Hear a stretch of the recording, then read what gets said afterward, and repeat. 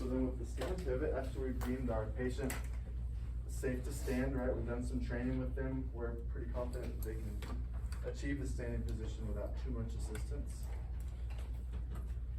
We're going to instruct them in the stand pivot technique. So with this technique, the patient is not taking any steps to transfer to the surface they're getting to. They are literally just pivoting on their forefeet, on the balls of their feet. So one foot, the foot on the side that they are transferring towards should be forward a bit.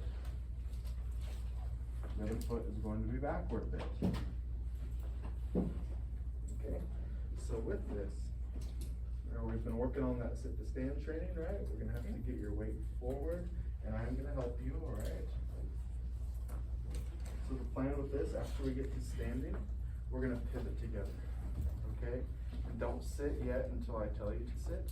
So we're gonna take this in 3 steps. You and me on the same page is the most important part, right? We're gonna stand together on 3, then we're going to pivot together on 3.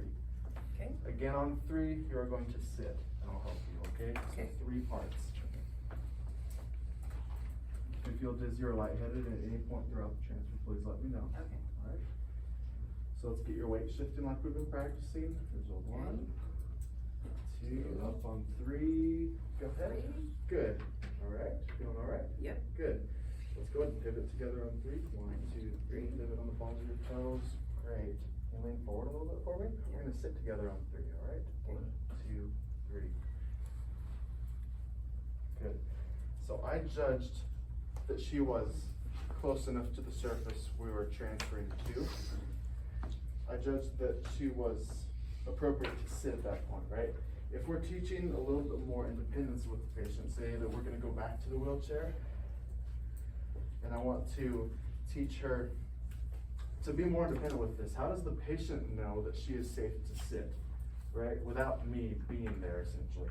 So same foot placement, right? We are going to stand together on 3. 1, 2, 3. Good.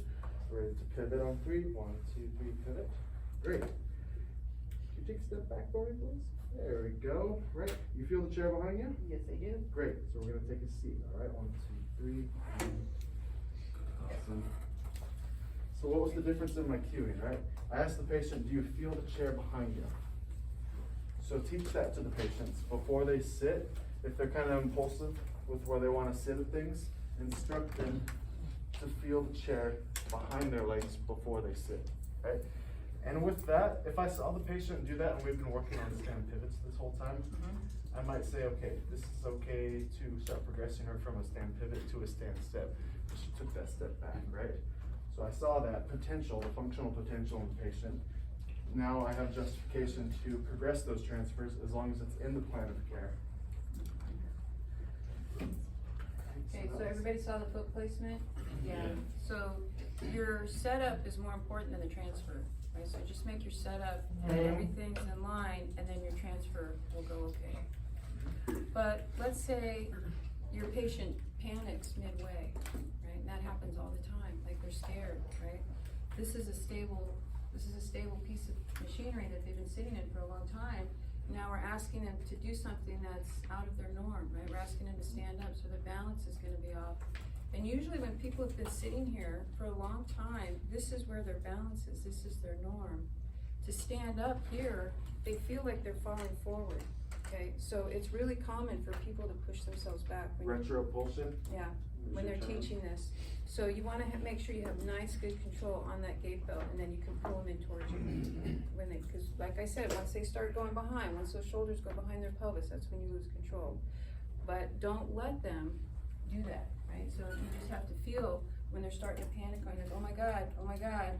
But if your setup is good, then you can complete the transfer, right? Because when they panic, they're gonna start to try to move their feet on you and all that stuff.